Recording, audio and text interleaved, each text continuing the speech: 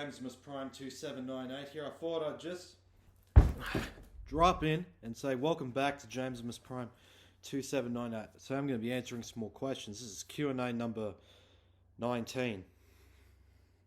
I haven't done a Q&A for a long time, so I figured I ought to do one. Shall we? Okay, question number 1. What is my cast for Thomas the Tank Engine 3, Sonic the Hedgehog 3? Well, as you know, for my cast for Sonic the Hedgehog is still going to basically be the same as what I had for the first movie, but I haven't done the sequel just yet, but I am going to probably maybe do it next year. So what I've got so far for Sonic the Hedgehog 3 is Devious Diesel as Shadow, Sideshow Bob's father, Dr. Robert Twilliger Sr. as Professor Gerald Robotnik, Lisa Simpson as Maria Robotnik, Lennox as Director Rockwell, and Epps as Lyle Lancebottom, and I will be using Rosie the Pink Engine as Amy Rose. So that's my cast is going to be for the third movie once I get a chance to do it. Alright, question number 2. Who is my favourite villain in the Dukes of Hazzard? It's Boss Hogg. Boss Hogg is the main antagonist of the Dukes of Hazzard alongside Sheriff Roscoe P. Coltrane. Boss Hogg is the county commissioner of Hazzard County. He is short and he is overweight. He and Roscoe always try to prevent the Dukes from making their mortgage payments on their farm at the bank.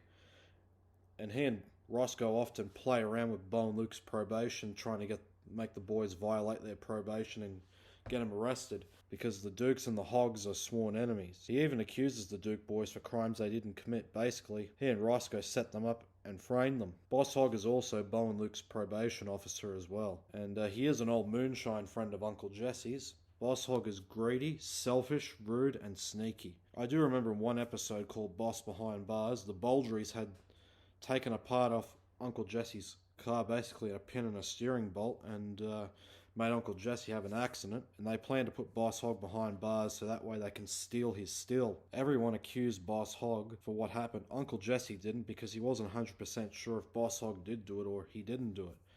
And Roscoe had arrested him, even though they're both brother-in-laws, and Boss Hogg is Sheriff Roscoe's boss. But so the Duke boys decided to investigate on the crime just to find out if Boss was telling the truth or not. And Boss Hogg refuses to have Roscoe arrest him, but Luke reminds him that Roscoe has the authority to arrest him. Boss does have a nephew named Huey. He is a lot more dangerous and sneaky than Boss Hogg is. Boss and Roscoe are both brother-in-laws, because Boss Hogg married Roscoe's sister Lulu, so that makes Boss Hogg and Roscoe do sneaky things together. And they do socialise with criminals as well. Boss Hogg is performed by Cyril Book in the show, Burt Reynolds in the movie, and Christopher McDonald in the Dukes of Hazzard the Beginning movie. I've used Boss Hogg a few times in my parodies. I've used him as Mr. Smee in my Bo Duke Peter Pan parody, Fat Tony in my Simpsons movie parody, Tom Jessup in my Ted 2 parody, one of the villagers in my Beauty and the Beast parody, Storm Bell in my Henry III Shrek III parody. And yet to come, he will be playing as Uncle Veron in my Harry Potter parody, and Harry Wormwood in my Matilda parody. Yeah, I like Boss Hogg. He is my favourite villain, and Roscoe is my second favourite villain. Roscoe has always pronounced his name like this: I am Sheriff Roscoe P. Coltrane.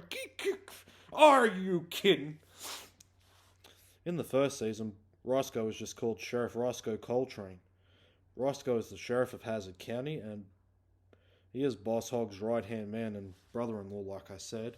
Roscoe does have a dog named Flash. He is a hound dog, and Roscoe always acts as a superior officer, and he does do sneaky scams with Boss Hogg to frame the Duke boys, like I said, and prevent them from doing other things. Roscoe does sometimes get annoyed at Boss Hogg, but always calls him his little fat buddy as a joke.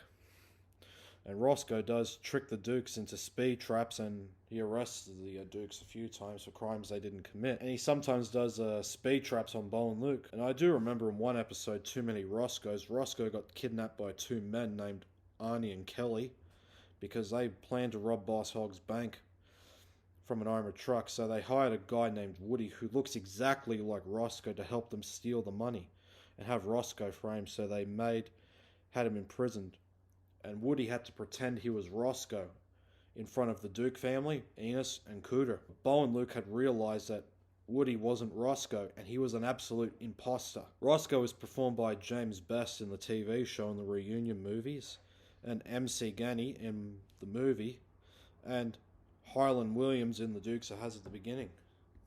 Yeah, and I've used Roscoe a few times in my parodies. I've used him as Captain Hook in my Peter Pan parodies, the Sheriff of Nottingham in my Robin Hood parody, Officer Sherman Shiner in my Sleepover parody, Chief Wiggum in my Simpsons movie parody, Mabel in my Henry Shrek parodies, and Officer Barbrady in my South Park movie parody. And yet to come, he will be playing as the Colorado policeman in my Vacation parody, which I will be doing in August. Alright, number 3. Who is my favourite female character in SpongeBob SquarePants? It's Sandy Cheeks. She's a squirrel. She is one of SpongeBob and Patrick's closest friends. She is a scientist. She is from Texas. She lives in Bikini Bottom in a tree dome. She is very kind-hearted. She looks out for SpongeBob and Patrick. She can be tomboyish sometimes, and she does miss Texas. So I do remember one episode, she really missed Texas, and she was playing her guitar, and she said, "My exes live in Texas." Yeah, I still think she and SpongeBob are like a couple in my opinion, and she is one of the main characters in the show with a southern accent, but she and SpongeBob are basically best friends, but I like to consider them boyfriend and girlfriend. Yeah, I've used Sandy a few times in my parodies. I've used her as herself, Greg's girlfriend in my V1 of the Wiggles movie parody, Charlotte in my Charlotte's Web parody, Henrietta in my Thomas and Friends parody, Holly Schiffwell in my Cars 2 parody, Wardrobe my Beauty and the Beast parody, and Dory in my Finding Nemo parody. And yet to come, she'll be playing as Brooke in my Ice Age parody, and also Pirate Lady in my The Wiggles, The Big Red Car, JamesmusPrime2798 parody. Yeah. Alright, number 4. Is Edward the Blue Engine one of my favourite characters in Thomas and Friends? Yes, Edward is one of my favourite characters. He is an old character, and he was one of the first characters that the Reverend W. Awdry had created. Edward is an old 220 tender engine. If you don't know what that means, it means wheel configuration. He's a... Not 22, sorry. He's a 440 tender engine. Sorry. He is painted blue with red stripes, just like Thomas and Gordon. He has a number 2 painted on his tender.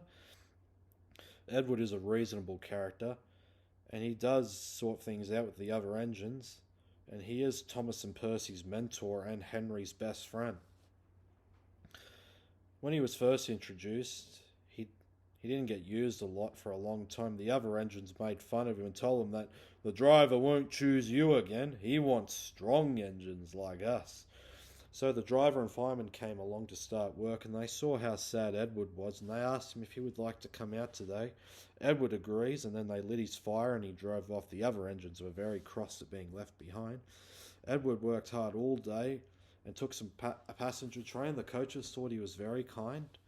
And the next morning, Edward was shunting trucks in the yard, and Gordon wanted to show off in front of him by rushing through with the express, but Gordon didn't come by with the express. Instead, he was pulling a lot of very dirty trucks, which Gordon hates.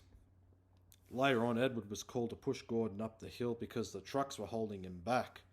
After Edward pushed him up the hill, Gordon didn't even bother to say thank you, which was very, very rude. Edward was tired out and was longing for a drink of water, and he had a rest, and his driver and fireman were proud of him, and his driver told him that he'll get out his paint and give him a beautiful coat of blue with red stripes. Then he'll be the smartest engine in the shed. Edward has been called to push the express after Gordon burst his safety valve, but Edward tried to push the coaches, but they were too heavy for him. Gordon advised that Henry should give it a try, and the Fat Controller agreed, and Henry was let out of the tunnel. He and Edward together both pulled the train to the next station, and soon the two engines helped Gordon back to the sheds, and then all three engines became good friends. And as you all know, Edward, Henry and Gordon are the three railway engines in the Railway series, and this year is the 80th anniversary of the Railway series. Edward is a good character, and I have used Edward a lot in my parodies as well. I've used him as Santa Claus in my Frosty the Snowman parody, the King of my Cars parodies, Doc in my Little Engine That Could parody, Cupid in my Rudolph the Red-Nosed Reindeer parody, Ratchet in my Transformers parodies, the bookstore owner in my Beauty and the Beast parody, Chuckles in my Toy Story 3 parody, himself in my Robin Hood parody, himself in my Shrek's friend in my Shrek parodies, himself in my Lilo and Stitch parody, Grandpa Abe Simpson in my Simpsons movie parody and shorts parody, himself Shrek's friend in my Gordon Shrek parodies. I haven't thought of his yet to come yet, but I will announce it very soon. Alright, number 5. Favourite episodes in that 70s show? Well, there's that 70s pilot, Eric's birthday, Streaking, Eric's burger job, The Keg, Drive-In, Thanksgiving, The Best Christmas Ever, that 70s Christmas, Stolen Car, First Date, Water Tower, Punk Chick, Hyde Moves In, The Good Son, Garage Sale, Halloween, I Love Cake, Sleepover, Hunting, The First Time, Jackie Moves On, Holy Crap, pardon my French, Donna's Panties, excuse me for saying that, The Trial of Michael Kelso, Mother's Little Helper, Canadian Road Trip, Donna's Story, Third Wheel, Eric Foreman's Christmas, Jackie Says Cheese, Going to California, The Girl I Love, Bring It On Home, Christmas, and that 70s final. They're my favourite episodes of that 70s show. I started watching that 70s show back in 2020, the first year of the coronavirus. Yeah, and I thought it was a very good show, and I did recognise Ashton Kutcher and Mila Kunis, who are in the show, because those two are my favourite celebrities, and they're both married in real life. Yeah. Alright, number 6. Is Toby the Tram Engine one of my favourite characters in Thomas and Friends? Yes, Toby is one of my favourite characters. He is a tram engine. He is painted brown. His body is made of wood. He has a number 7 painted on both sides. He is a wise old engine, and he's a chaotic neutral at times, because basically he watches Thomas and Percy argue and just sits there and thinks it's funny. And he does work hard as well. He and Edward are both the eldest engines in the main cast. He has a coach called Henrietta. She is Toby's coach, and she and her look like a couple in my opinion anyway, because they're both old-fashioned and they all were always together like a grandma and grandpa. When Toby was first introduced, he was working on an old tram railway in England, and he was pulling his coach Henrietta along with some trucks behind him. When he came to the station, he saw a lady and a stout gentleman and 2 children on the platform, but the stout gentleman was the Fat Controller, but Toby didn't know this yet. The Fat Controller and his family went for a ride on Toby and had a grand time, but all was sad when they had to go away. As the months passed, Toby had fewer trucks and passengers. His line was about to close, so they took some passengers on his last day, and Toby felt sad because nobody wanted him, until one day Thomas was pulling trucks along with Annie and Clarabelle from the quarry at the end of his branch line.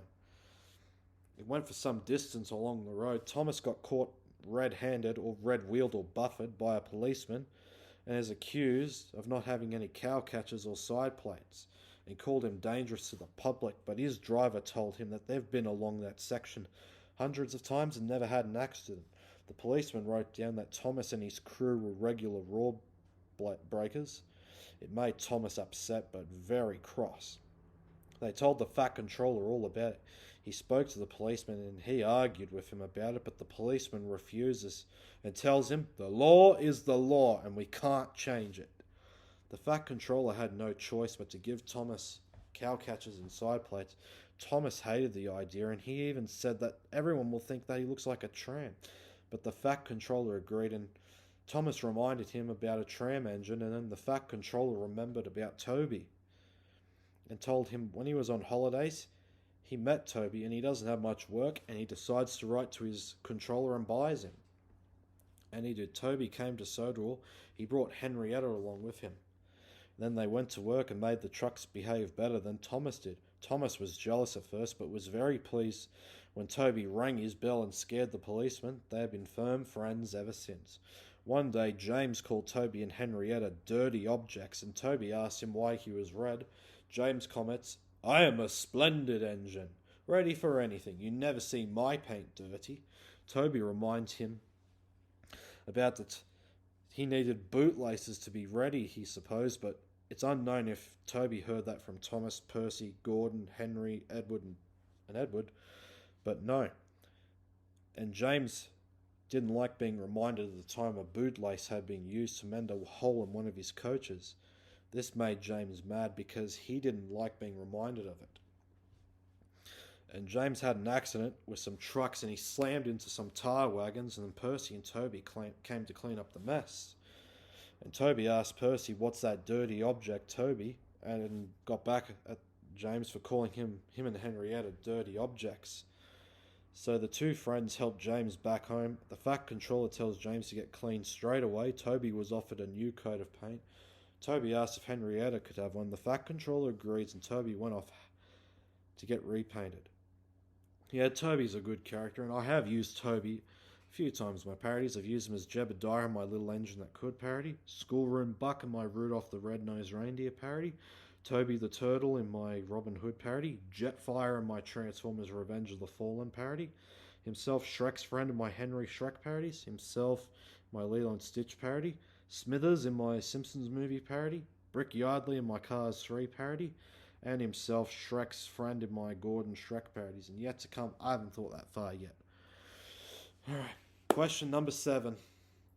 What parodies am I going to do in 2027? Well, I got Meet the Dukes, Meet the Robinsons, The Simpsons Movie V2, JamesmusPrime2798, Cool Age 3, Ice Age 3, Dawn of the Dinosaurs, Herbie Little, Stuart Little 2, Littlefoot, Dumbo, Gordon Forever After, Shrek Forever After, The Land Before Time 7, The Stone of Cold Fire, JamesmusPrime2798, Lisa Matilda, Top Gun Starsky, Top Gun Maverick, Transformers Rise of the Beast, Transformers Rise of the Beast, Lightning McQueen and Friends, Thomas and Friends, Day of the Diesels, The Dukes of Hazzard Reunion V2, JamesmusPrime2798, The Incredibles, JamesmusPrime2798, Gordon Gets Real, Garfield Gets Real, Bart Simpson, Boy Genius, Jimmy Neutron, Boy Genius, Cool Age, A Big Engine Christmas, and Ice Age, A Mammoth Christmas,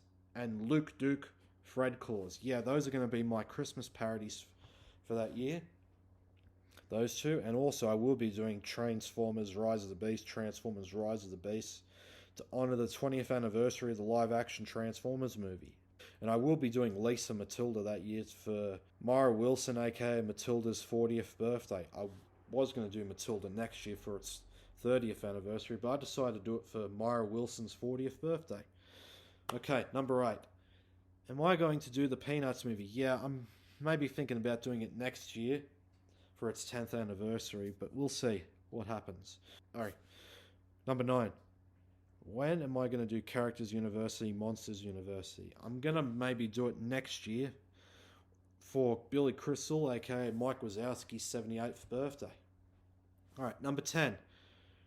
Am I going to do Lightning McQueen Goes Bananas, Herbie Goes Bananas? I was planning to do it, but my answer to that sadly is no, because the Herbie movies I'm doing on YouTube is The Love Bug, Herbie Goes to Monte Carlo, Herbie the Love Bug TV series, The Love Bug 1997, and Herbie Fully Loaded. Because The Love Bug, Herbie Goes to Monte Carlo, Herbie the Love Bug TV series, and the Herbie the Love Bug movie from 1997 all have Dean Jones in it, because he passed away almost a decade ago. And Herbie Fully Loaded is another one I'm doing, and that's the most recent one, and it's a more modernised version. So guys, I won't be doing a parody on Herbie Goes Bananas or Herbie Rides Again at all, sorry. I mean, those two are good Herbie movies, don't get me wrong, I do love them. It's just, I just can't think of who to cast for it, but there are those two because Herbie doesn't race in those movies, and that's a reason why I'm not doing that. Number 11. Who is my favourite character in Zack and Cody? It's Zack and Cody. They're both twins, they're brothers, they live with their single mum who is into fashion and is rich. Zack is always vain and wants to be a cool dude, while Cody is smart and gets good grades at school, and he tries to reason with his brother. Zack and Cody sometimes team up and do trouble, and Mr. Mosby gets annoyed at them sometimes, but he is kind to the boys. Maddie and London are both very close friends to the boys as well. Zack and Cody came out in 2005 when I was 6, almost 7. The show lasted only for 4 seasons, and then it got a sequel show called The Sweet Life on Deck. Zack and Cody appear in every single episode in those two shows. They're performed by Dylan and Cole's spouse. Yeah, and I've used Zach and Cody about a couple of times in my parodies. I've used them as Bill and Ben in my Thomas and Friends parody, and Timmy and Tommy Timmons in my Sandlot parody. I haven't thought of the yet to come yet, but I will get there eventually. Alright, number 12. Who is my favourite character in Top Cat? It's Top Cat. He's a creamish yellow cat. He wears a purple hat and vest. He is funny, kind, and he has 5 best friends named Benny the Ball, Brain, Spook, Choo Choo, and Fancy Fancy. He's always friends with Officer Dibble as well. He and the boys are always up to no good sometimes, and they often make Officer Dibble mad at times, but he does respect them, and they respect him. Top Cat lives in an alley in a trash can next to the police phone. He is the main character of the series, and Top Cat, the movie as well. And he has a crush on a girl cat named Trixie. Top Cat does have some on and off rivalries with Griswold, a bulldog. Top Cat does get called TC because TC stands for Top Cat. Like how Tom Cruise, the actor, is TC himself. Yeah, Top Cat's a good character, and I've used Top Cat a couple of times in my parodies. I've used him as Stepney in my Thomas and Friends parodies, Jerry in my Monsters Inc. parody, and yet to come, he'll be playing as Willy Wonka in my Willy Wonka and the Chocolate Factory parody, which I'm aiming to do probably in 2027 or maybe next year, but we'll see. Well, guys, that's all the questions that I have answered for all of you. There's some you've missed, don't worry, I'll answer them in the near future. Right now, I want you to subscribe to my channel, watch my YouTube parodies, watch all the vlogs I've done from 2019 onwards. And also, look forward to my upcoming YouTube parody, Transformers The Last Night,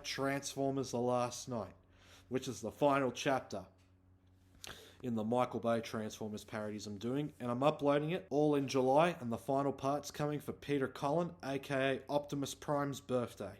So guys, I want to thank you for tuning in. This has been JamesimusPrime2798. I'll talk to you later. Goodbye, and I am gone.